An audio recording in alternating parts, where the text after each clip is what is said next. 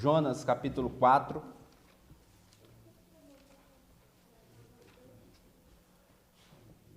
Jonas 4.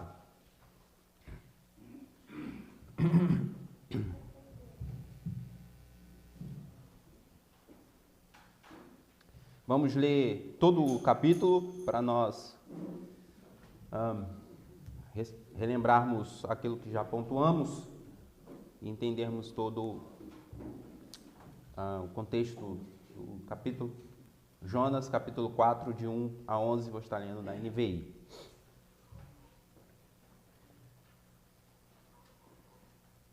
Diz assim, amados, a palavra do Senhor.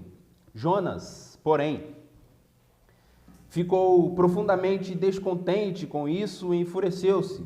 Ele orou ao Senhor: Senhor, não foi isso que eu disse quando ainda estava em casa? Foi por isso que me apressei em fugir para Tarsis.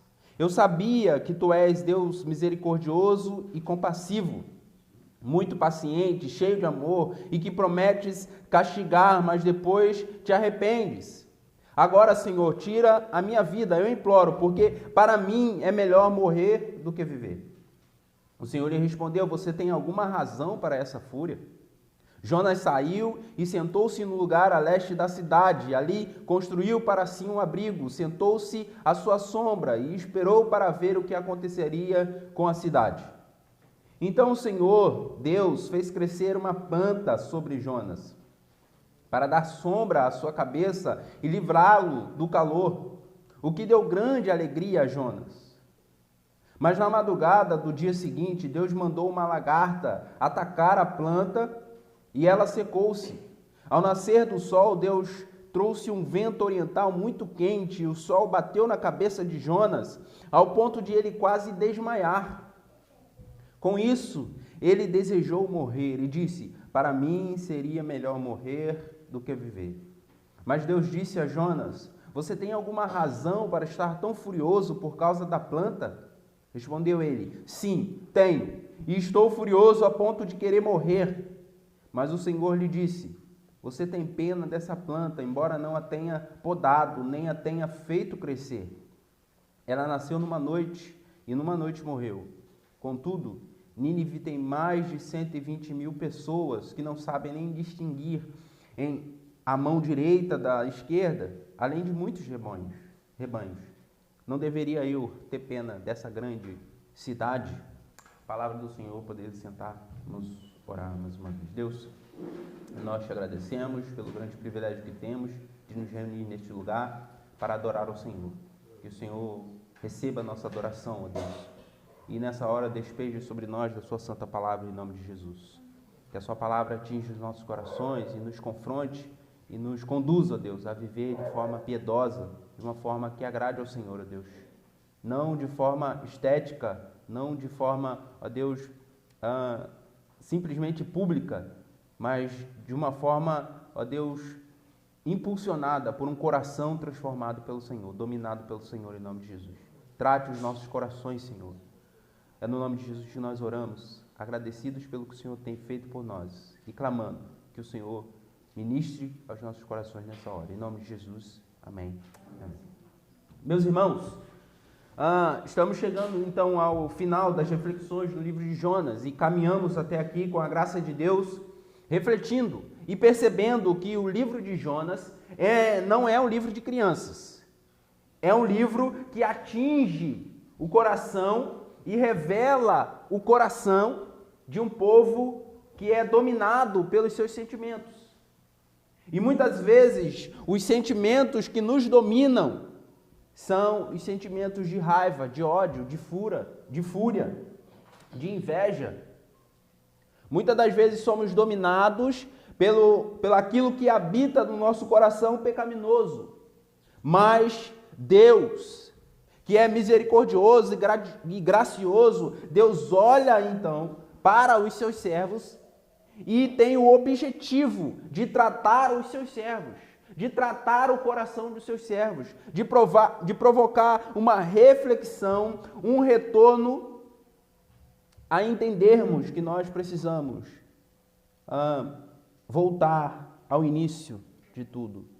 voltar, amados, àquilo que é o básico da fé cristã, voltar aos ensinamentos verdadeiros e poderosos do Senhor Jesus.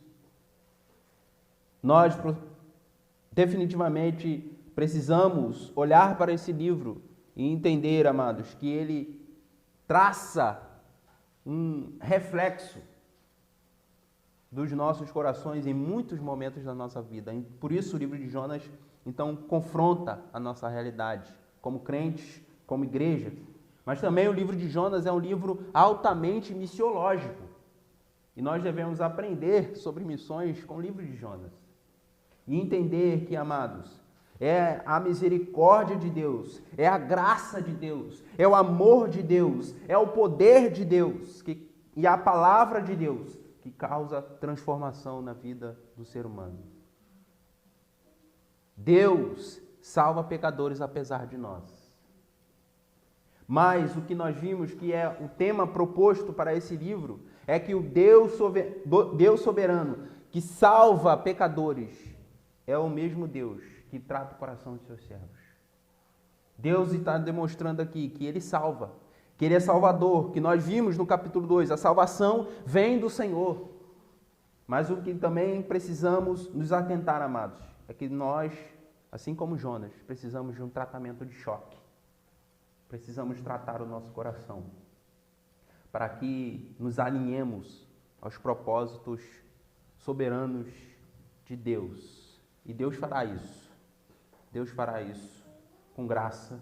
Deus fará isso com misericórdia. Então chegamos até aqui. E na primeira parte em que nós tratamos do versículo 1 até o versículo 5, nós podemos ver aquilo que o pastor Nicolas Borges, como citei, nomeou como as expressões da rebeldia do profeta. Em que ele olha para o que Deus fez com o povo ninivita e ele então entra num estado de inconformismo. E não somente ele fica inconformado, como ele, teimoso, com o coração endurecido, ele demonstra, expressa a sua incoerência. E aí agora, chegando nessa parte final, do versículo 5 até o versículo 11, que eu vou me esforçar para que a gente se atente a alguns pontos aqui. Jonas, então, que ficou profundamente descontente, que achou que aquilo que Deus fez foi muito mal mesmo, que achou que aquilo que Deus fez foi errado, que Deus tomou uma decisão errada, que Deus tomou uma decisão equivocada. Jonas, então, enfurecido com Deus, ele apresentou, então, os seus argumentos, dizendo para Deus: foi por isso que eu não queria vir. Foi por isso que eu não queria estar aqui em Nínive. Foi porque o Senhor é o Deus misericordioso. O Senhor é Deus compassivo, ou o Senhor é o Deus cheio de amor, muito paciente, cheio de amor, e que promete castigar, mas depois se arrepende. É por isso que eu não queria vir, para estar aqui pregando para os ninivitas. Como assim, John? Eu conheço o caráter do Senhor suficientemente para entender que o Senhor salva os nossos inimigos. Eu conheço o caráter do Senhor suficientemente para entender que quando a palavra do Senhor vem, pregada com fidelidade, no poder do Espírito Santo do Senhor, não há coração que resista.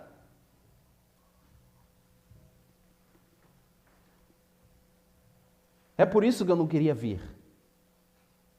Porque eu sabia que o Senhor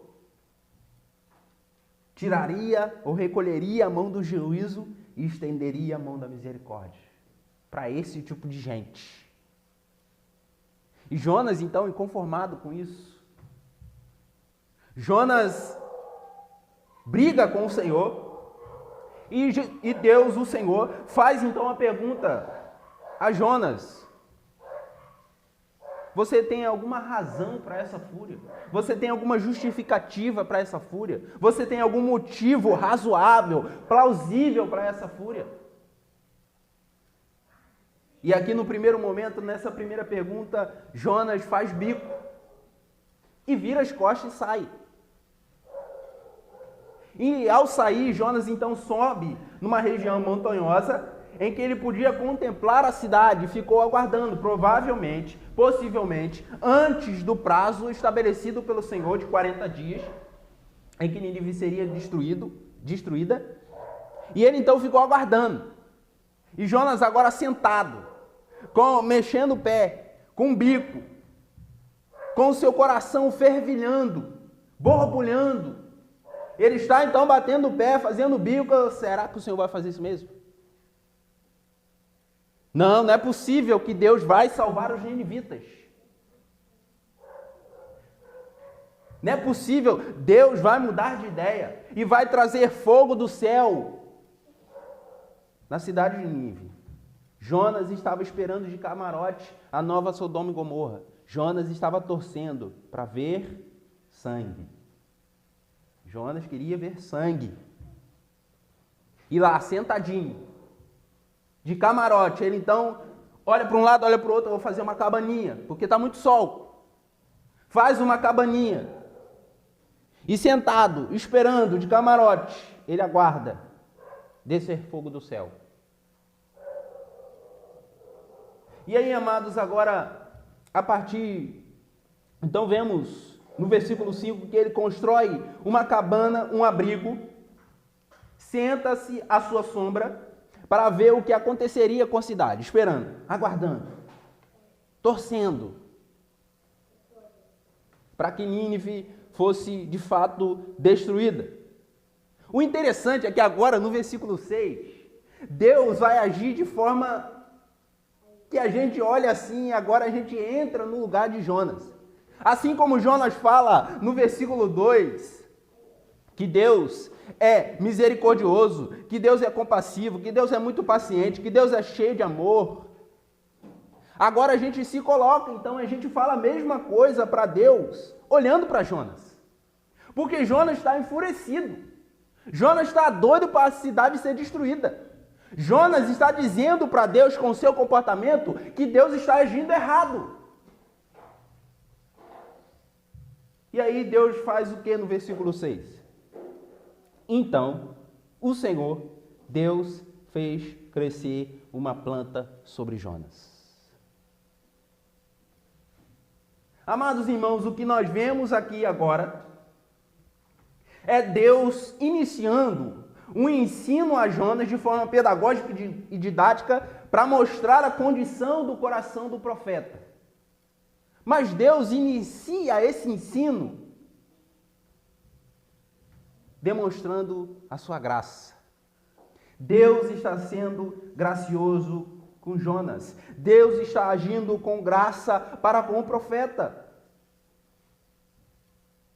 Porque, amados irmãos, se nós olharmos com as nossas lentes para o que Jonas está fazendo com Deus, e se nós nos colocarmos no lugar de Deus, Jonas merecia sombra. Jonas merecia conforto. Jonas merecia alívio. Definitivamente não. Mas é justamente essa acepção da palavra graça.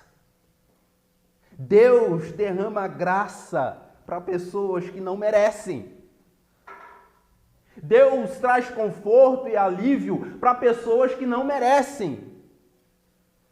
Apesar do nosso comportamento rebelde, apesar de muitas das vezes olharmos para Deus e com o nosso comportamento dizermos: você está agindo errado, você não deveria ter feito isso, você, Deus, está sendo equivocado no seu tratamento. Aquilo que o Senhor está fazendo com os ímpios, aquilo que o Senhor está fazendo comigo, está errado. Porque até então, amados, nós vemos ou pensamos, como alguns estudiosos dizem, que Jonas estava completamente chateado, enfurecido com Deus, porque provavelmente o seu ofício entraria em descrédito. Talvez, aquilo que ele prometeu, ele não poderia prometer, então ele diz: eu quero morrer. Porque o que eu preguei não vai se cumprir, então eu não sou profeta de Deus. Ou então aquilo que eu prometi com coração de gratidão, eu não vou poder cumprir porque eu não estou sendo grato àquilo que Deus está fazendo.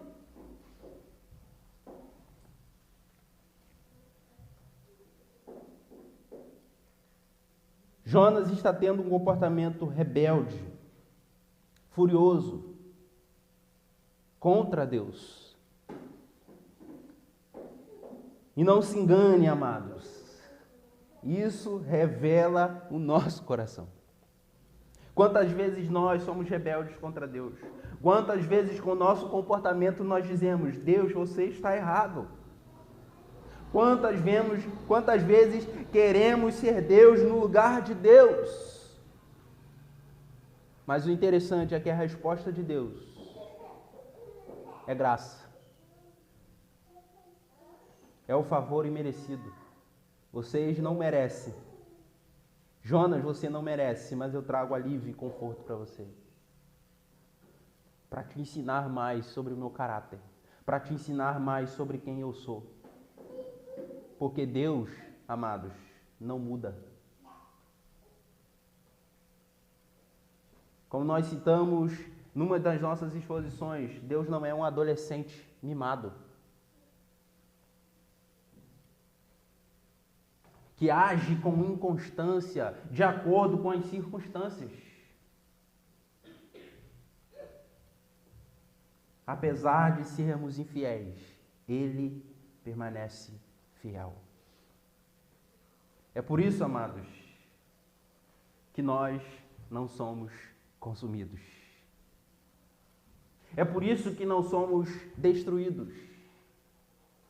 Porque Deus é gracioso. Deus concede a nós aquilo que não merecemos. E concede isso, como reflete Mateus capítulo 5, a partir do verso 43, para nós entendermos. Vocês ouviram o que foi dito: ame o seu próximo e odeie o seu inimigo. Mas eu lhes digo: amem os seus inimigos e orem por aqueles que os perseguem, para que vocês venham a ser filhos de seu Pai, que está nos céus. Porque Ele faz raiar o seu sol sobre maus e bons, e derrama chuva sobre justos e injustos. É o que Lucas também retrata, a partir do capítulo 6, versículo 35. Amem, porém, os seus inimigos, façam-lhe o bem, emprestem a eles, sem esperar receber nada de volta. Então a recompensa que terão será grande, e vocês serão filhos do Altíssimo, porque Ele é bondoso para com os ingratos e maus. Deus dá graça, amados, para justos e injustos.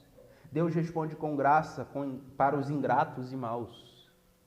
O sol, a chuva, o alimento, a vestimenta, tudo é graça de Deus.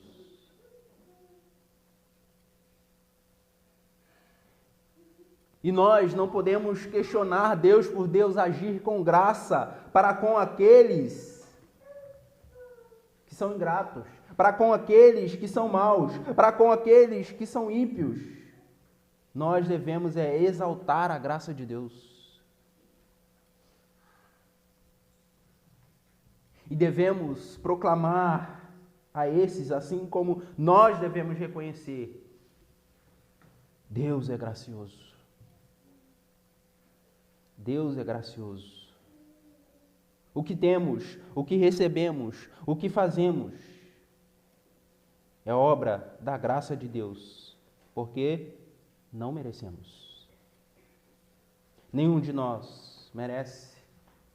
Então Deus aqui traz alívio e conforto para o profeta ao iniciar o seu processo pedagógico e didático de ensino, para trazer o profeta à reflexão, a ver que ele está sendo guiado pelos seus sentimentos, e são sentimentos pecaminosos. Ele está dando vazão àquilo que habita no seu coração, e aquele que diz conhecer a Deus está se distanciando cada vez mais de Deus.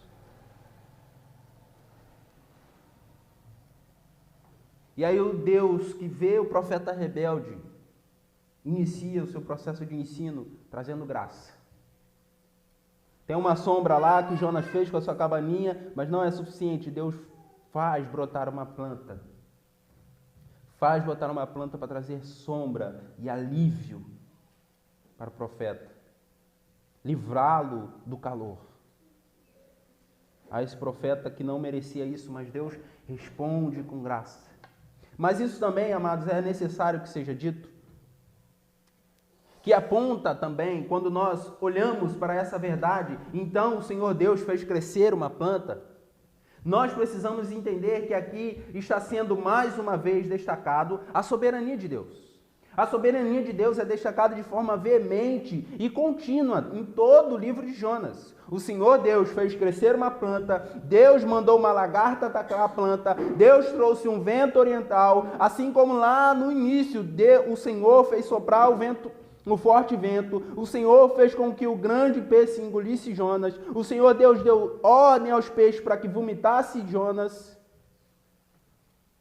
Aqui mais uma vez, amados, é ressaltado, é destacado o Deus soberano. E a expressão usada, o Senhor Deus, o Yahvé Elohim, o Deus Criador, o Deus soberano, o Deus todo-poderoso, o Deus acima de tudo e de todos.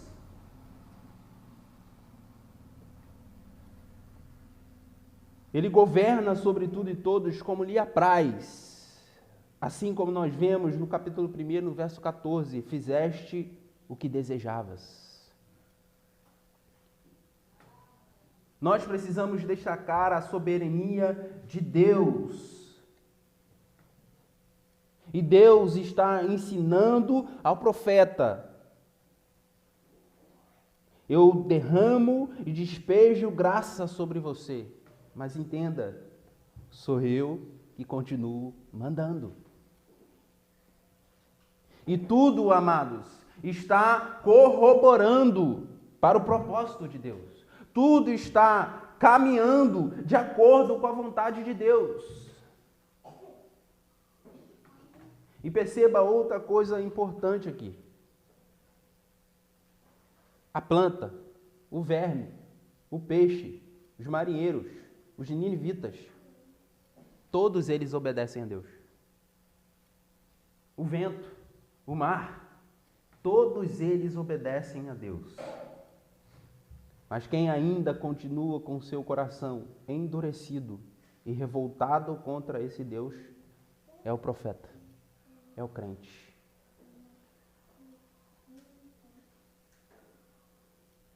Quantas das vezes nós reconhecemos como Jonas que Deus é soberano? Quantas das vezes nós reconhecemos como Jonas que Deus é poderoso? Quantas das vezes reconhecemos como Jonas que Deus é gracioso? Quantas das vezes reconhecemos como Jonas que Deus nos livra da morte? Capítulo 2.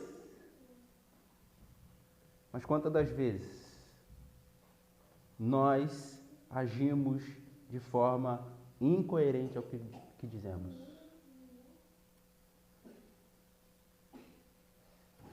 Deus é soberano, mas eu não entrego a minha vida a Deus. Eu quero fazer do meu jeito.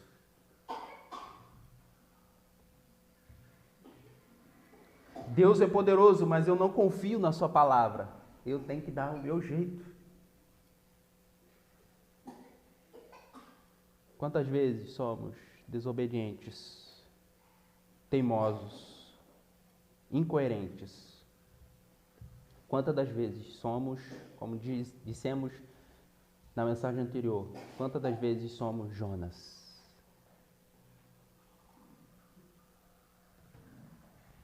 Mas agora, amados, Deus que responde com graça, o Deus soberano que responde com graça para Jonas, está aqui demonstrando, amados, que também que Ele se importa conosco.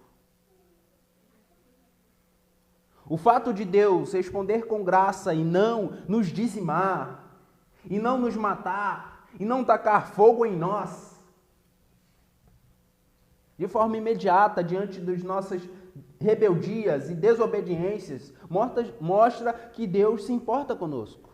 E Deus, com a sua graça, traz alívio e conforto por causa disso.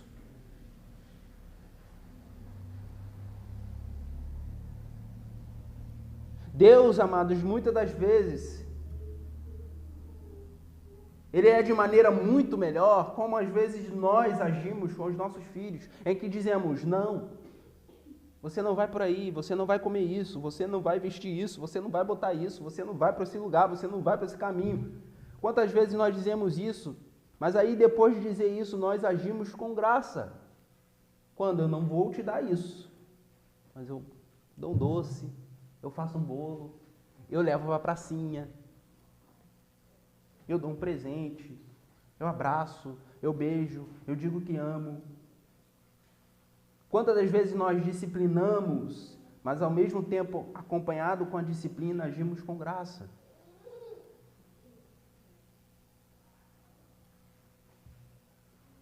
Porque nós nos importamos com o bem-estar dos nossos filhos. Deus, amados, é assim. Deus está trazendo o ensino para disciplinar, mas Deus está primeiro agindo com graça, porque Ele se importa conosco. Deus se importa comigo, amados. Deus se importa com você, de tal maneira que na maioria das vezes Deus não dará aquilo que queremos, porque não sabemos o que queremos.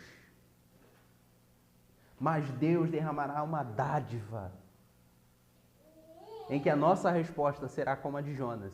Jonas ficou muito alegre. Deus, ao responder com graça, ao trazer sombra, alívio, conforto para o profeta, fez com que o profeta ficasse muito alegre. Mas perceba, Jonas, que sai do extremo da fúria, agora vai para outro extremo. Ele fica muito alegre com a dádiva. Ele fica muito alegre com a plantinha. Essa é a reação de Jonas.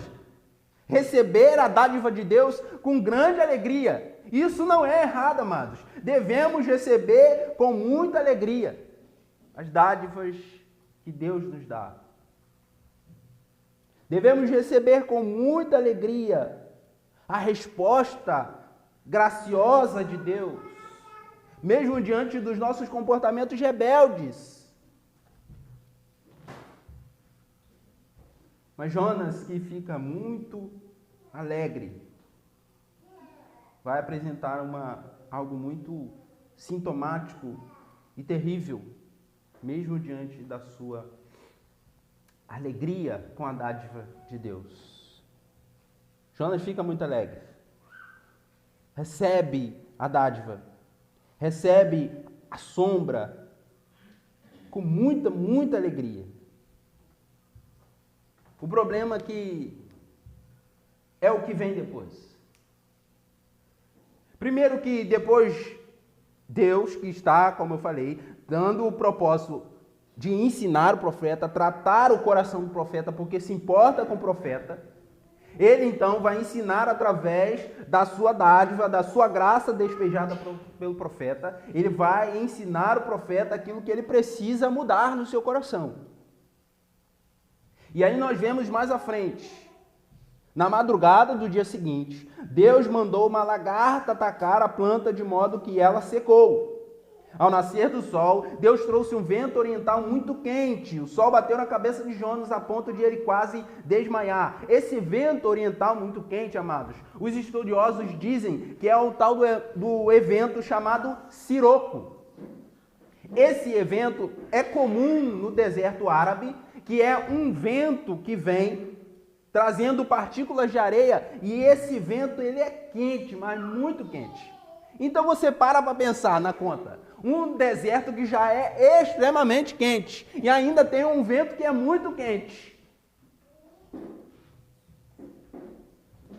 Jonas está lá deitadinho, dormindo, confortável, alegre com a dádiva que Deus deu graciosamente. Mas agora Jonas é acordado com um siroco, com um vento quente. Esse vento ele pode aumentar em até 10 graus a temperatura no deserto. E quando então o sol bate na cabeça de Jonas, a ponto dele quase desmaiar, desfalecer, uns dizem que ele desmaiou de verdade. porque já estava quente, agora saiu a sombra da planta, saiu a sombra da sua cabana, é só sol e vento quente. Porque nós lembramos do ditado, não há nada tão ruim que não possa piorar. E agora, Jonas, além do sol, além do deserto, tem um siroco. E aí, irmãos, a resposta de Jonas agora é: com isso, ele desejou morrer e disse, para mim seria melhor morrer do que viver. Em um dia, Jonas sai de fúria para grande alegria. E em um dia, Jonas sai de grande alegria para o desejo da morte. Mais uma vez. E agora, Jonas quer morrer, porque Deus tirou a sua dádiva. E uma coisa prática que eu aprendi aqui, antes da gente prosseguir, foi que quando Deus bota a planta e Jonas fica muito alegre com aquela planta, eu comecei a pensar dentro de casa, né? Quando Jéssica estiver muito zangada, eu acho que eu vou dar uma planta, que aí vai melhorar a situação. O problema é que quando a planta morrer, porque eu sou um mata-planta. E aí nós vamos ter muita dificuldade. Mas, amados, brincadeiras à parte, o que vemos é que Jonas, que agora perde a dádiva de Deus,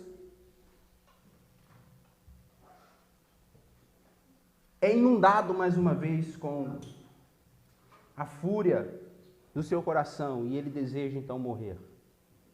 E aqui abra-se um parêntese, rapidamente. Algumas pessoas, para aliviarem as suas dores, as suas amarguras e para fugirem dos seus problemas, elas desistem de viver.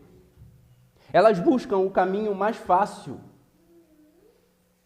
Porém, amados, o Deus que concede a vida e que não desiste das nossas vidas, nos exorta e nos encoraja para continuarmos a viver a vida com o propósito pelo qual Ele nos criou.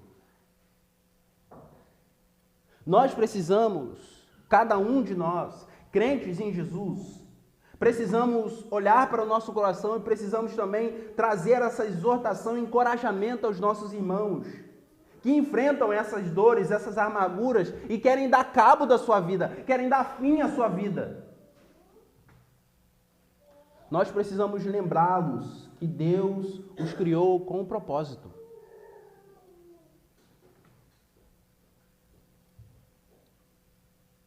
E não é atentar contra a própria vida que resolverá o problema. Mas o que trará solução e felicidade e ânimo para voltar a viver a vida que Deus dá é viver a vida no propósito de Deus.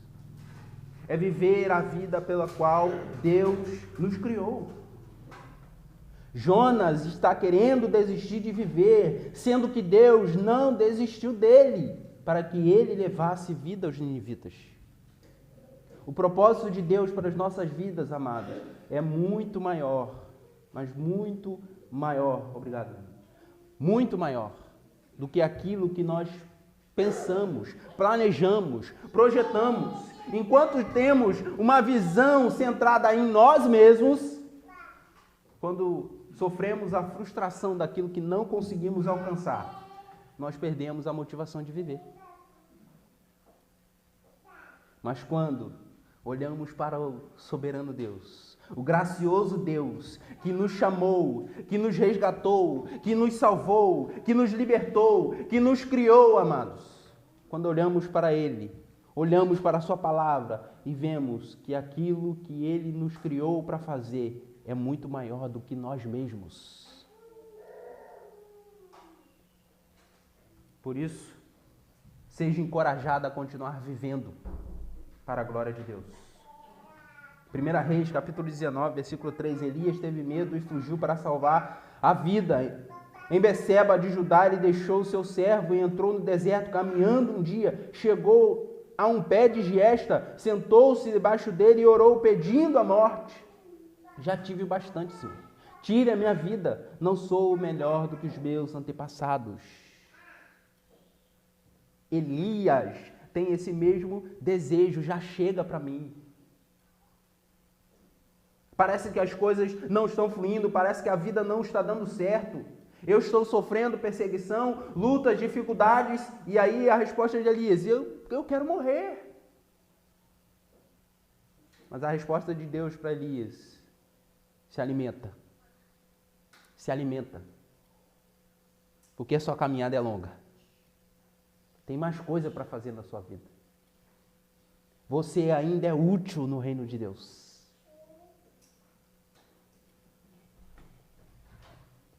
Você tem mais vida pela frente.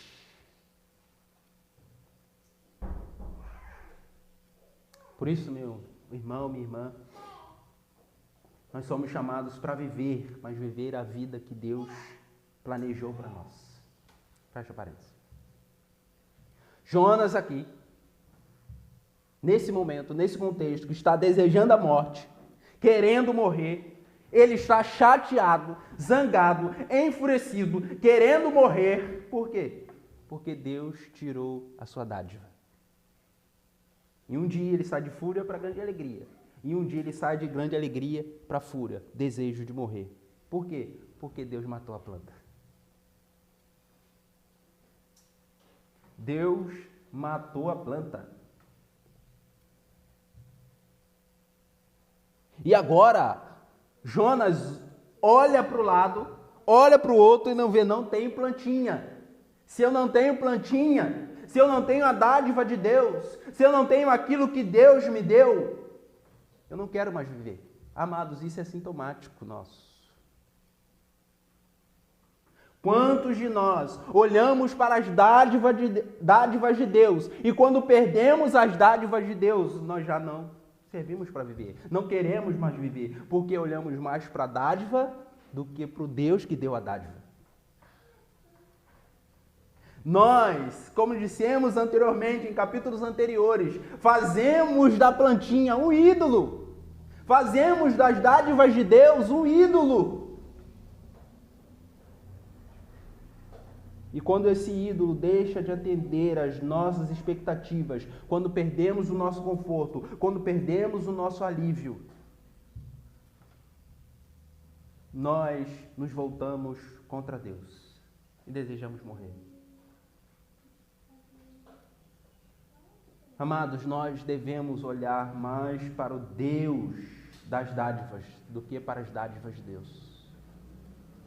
O que deve nos fazer e nos encorajar a permanecermos firmes, vivendo para a glória de Deus, uma vida que glorifica o nosso Deus, é porque nós temos Deus, não porque temos as dádivas de Deus.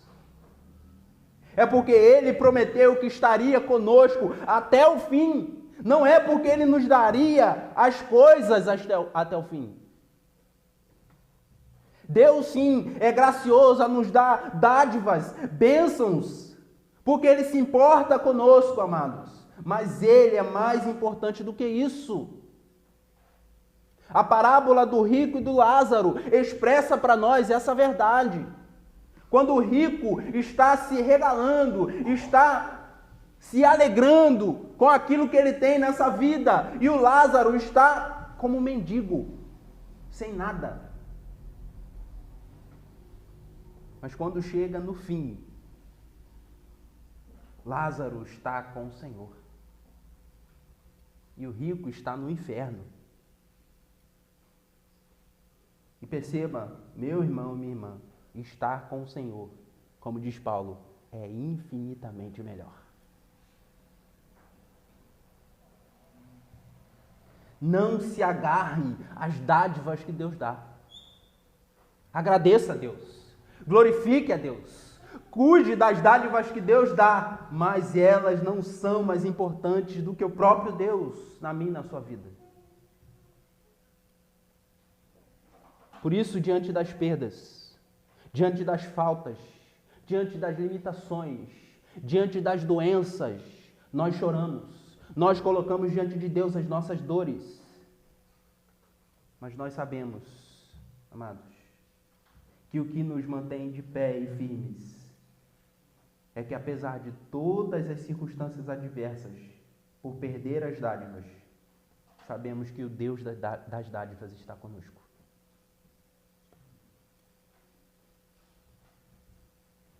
Por isso que quando um ente querido morrer, lembre-se, Deus está com você. Por isso que quando perder um filho, Deus está com você. Por isso que quando perder emprego, Deus está com você. Por isso que quando a saúde for embora, Deus está com você. Porque Deus é maior do que as dádivas. E aí, amados, Deus matou a plantinha. Jonas está enfurecido. Eu quero morrer. E aí Deus então faz a pergunta retórica mais uma vez para Jonas. Você tem alguma razão para estar tão furioso por causa da planta? E Jonas responde agora: sim, tenho. E eu estou furioso a ponto de querer morrer. Deus agora está fazendo Jonas expor a sua hipocrisia, expor a sua ingratidão, expor o seu egoísmo com o seu grito de descontentamento.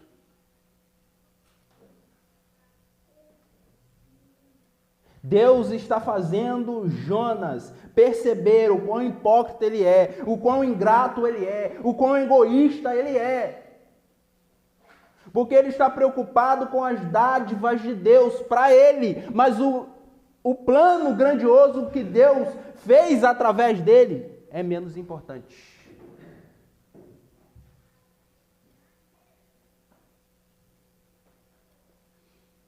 E aí, Deus está fazendo Jonas dizer para ele mesmo: você é um hipócrita. Você é um hipócrita porque você julga os ninivitas como maus, inimigos, pessoas que não merecem, pessoas que fazem o mal, mas olha você fazendo o mal também, seu hipócrita. Você é ingrato porque você recebeu as dádivas de Deus. Você foi liberto da morte por Deus. Mas quando eu fiz isso pelos ninivitas, olha como é que você respondeu, seu ingrato. Você é egoísta, porque os ninivitas não podem receber a graça salvadora de Deus, mas você e o seu povo pode. Seu egoísta. Então perceba, amados, que isso deve ecoar nos nossos corações hoje. Será que eu e você não temos sido hipócritas em olharmos para o irmão e dizer: irmão, olha como é que ele está vivendo essa vida. Olha como é que ele está tratando a família dele. Olha a situação que ele está, deplorável que ele está. Olha esse adúltero. Olha esse mentiroso, esse fofoqueiro, esse corrupto. Mas quantas das vezes você está agindo pior do que ele, dentro da sua casa ou no seu coração? Porque o padrão de Deus é alto, né, irmãos? Deus falou que só olhar com intenção impura já está ruim. Deus fala que se você falar uma palavra errada, imprópria, maldosa para o seu irmão, você é assassino. Seu hipócrita. Quantas das vezes nós somos ingratos, irmãos? Olhamos para os ímpios e fazemos como Asaf no primeiro momento. Olhamos para a prosperidade dos ímpios. Olhamos para o quintal do vizinho, que a grama é mais verde. E não olhamos para o que Deus tem feito por nós até aqui. Eu brinquei com a Jéssica ontem ou hoje, a gente estava conversando, brincando. Ela falando que não me deu presente, não sei o que lá, aquela coisa. Estou esperando meu presente, não sei o que lá. Eu falei, mas está feliz com o que tem de comer e vestir, ninguém está, né? Mas quantas das vezes essa é a nossa realidade, irmãos? A gente fica chateado porque o irmão vai para Jeri. E a gente só vai na praça de São Fidélis, e a gente está chateado. A gente fica chateado porque o irmão está comendo lagosta. E a gente está comendo pipoca, sentado no banco da praça e a gente está chateado, ao invés de agradecer e louvar a Deus. Obrigado, Senhor. Nós somos ingratos, irmãos. Somos mais ingratos do que gostamos de admitir. E nós somos egoístas, porque nós queremos estar bem. Nós queremos sempre estar bem. E ver outra pessoa, sobretudo uma não cristã, que está melhor do que nós, desperta em nós essa fúria, esse ressentimento. Porque nós somos egoístas, descontentes. Porque o nosso contentamento não está no Senhor, está nas coisas que Deus dá. Mas então, amados, o texto continua, mas o Senhor lhe disse: você tem pena dessa planta, embora não a tenha podado, nem tenha feito crescer. Ela nasceu numa noite e numa noite morreu. Nós nos apegamos a essas coisas fugazes, passageiras, aquilo que Eclesiastes trata, vaidades. Nos apegamos a vaidades, a coisas que passam. Jonas não contribuiu em nada com a planta. Ele estava sentado, furioso, querendo que caísse fogo do céu, e Deus graciosamente dá uma planta. E quando ele está deitado, todo felizinho com a planta, e Deus mata a planta, agora ele se enfurece de novo. Ele não fez nada. Ele não contribuiu em nada. Mas ele quer exigir. Mas ele quer se colocar na posição de alguém que tem direito sobre alguma coisa. Nós não temos direito a nada, irmãos. Absolutamente nada. O que nós merecemos é o fogo do inferno. O que nós merecemos é a morte imediata. E Deus, com graça, nos concede dádivas. Eu e você não temos o direito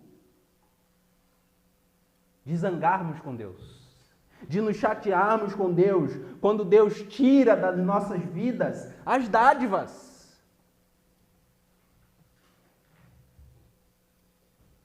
Isso porque precisamos entender que todas as coisas cooperam para o bem daqueles que amam a Deus e vivem ou são chamados segundo o seu propósito. Às vezes, meus irmãos, Deus vai tirar coisas boas das nossas vidas.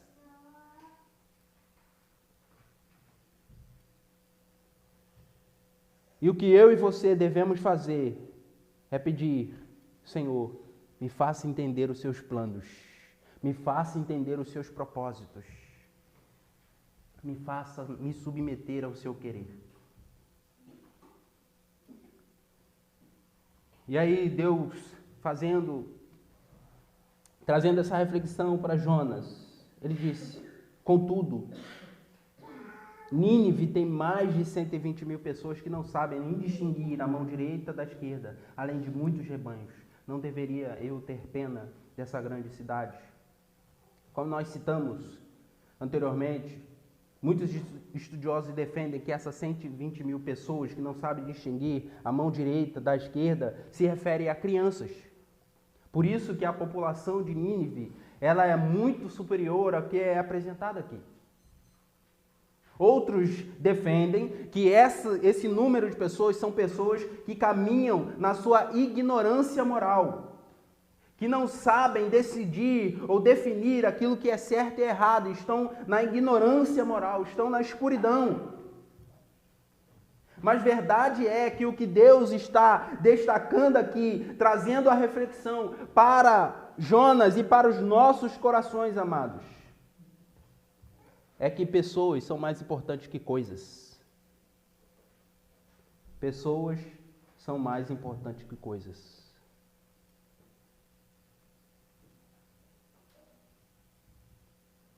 Nínive tem mais de 120 mil pessoas que não sabem nem distinguir a mão direita da esquerda, além de muitos rebanhos. Essa expressão também é destacada para alguns, dizendo da totalidade.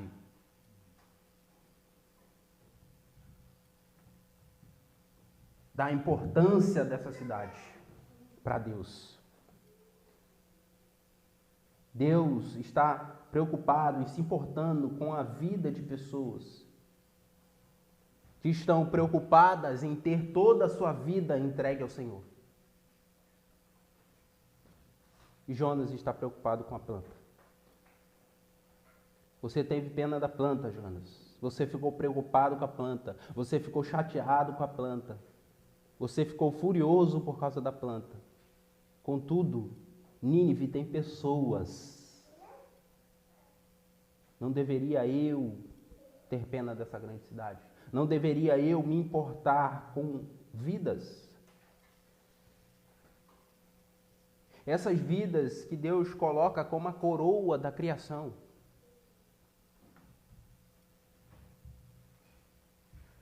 Por isso, meus amados irmãos,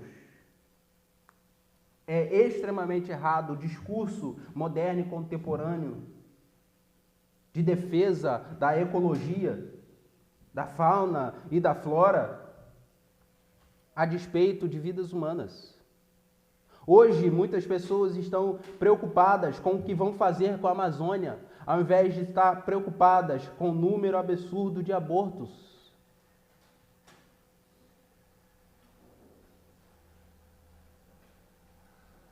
Crianças estão sendo mortas no ventre de suas mães.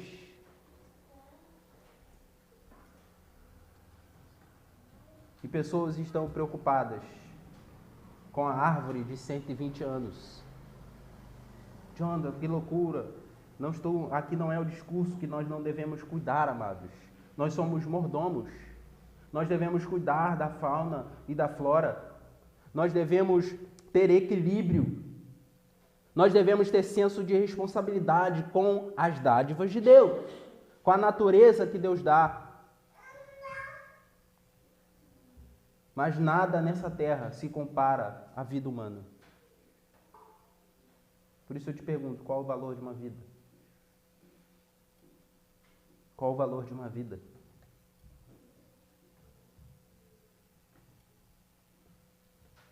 Jesus, o Filho de Deus,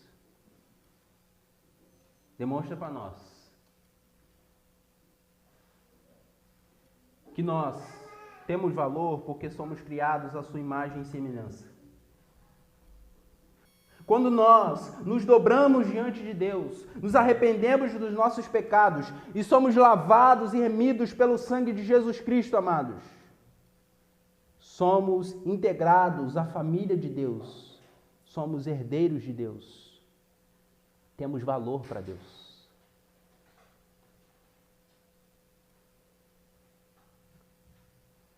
E eu e você devemos olhar para os outros seres humanos, entenderem que eles são imagem e semelhança de Deus. E devemos então proteger a vida humana, resguardar a vida humana, mas sobretudo devemos pregar aos seres humanos para que eles se arrependam. E apontá-los para a cruz do Calvário, para o sangue precioso que Jesus derramou na cruz, para que eles então possam ter vida e não possam ficar olhando para si mesmos, mas olhando para o Criador. Que nós não sejamos como o filho que ficou de Lucas 15,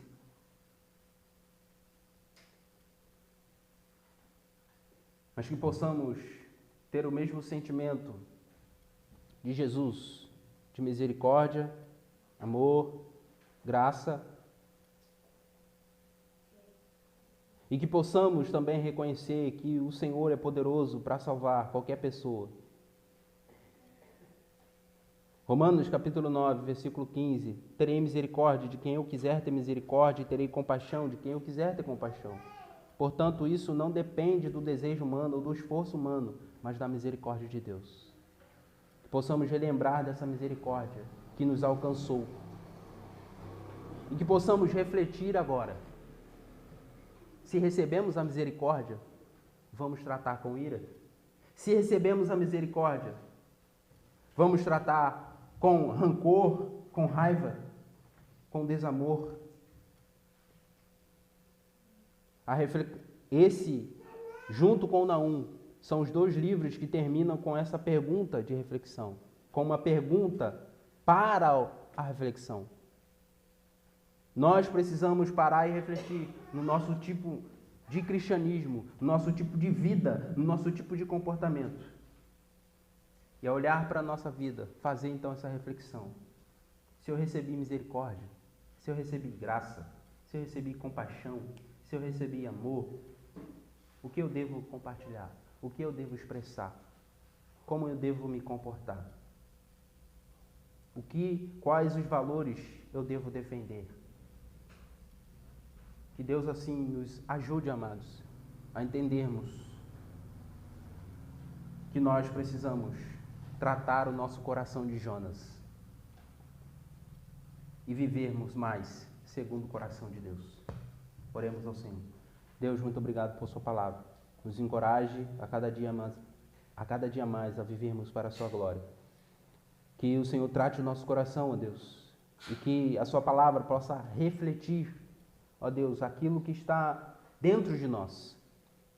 E assim possamos, ó Deus, olhar para aquele que é santo, poderoso, para transformar esse coração podre, imundo, para tirar esse coração endurecido pelo pecado, ó Deus, para nos conduzir a uma vida de perdão, amor, paz, misericórdia, compaixão, ó Deus. Nos ajude, Senhor, a caminhar de forma que te honre, não de forma religiosa, não de forma ritualística, mas, ó Deus, servindo ao Senhor de forma que agrade ao Senhor. Porque a sua palavra nos encoraja, ó Deus, que o Senhor deseja misericórdia mais do que sacrifícios. Que nós, então, possamos, ó Deus, a cada dia mais, nos submeter ao Senhor, buscando ser mais parecidos com o Senhor em nosso viver. Mas para isso nós dependemos do Espírito Santo de Deus em nossas vidas. Por isso, ó Espírito Santo, trabalhe em nós. Trabalhe em nós. Nós precisamos da ação do Senhor. Não conseguimos sozinhos. Não conseguimos pela nossa própria força. Nós dependemos de Ti. É no nome de Jesus que oramos. Amém. Amém.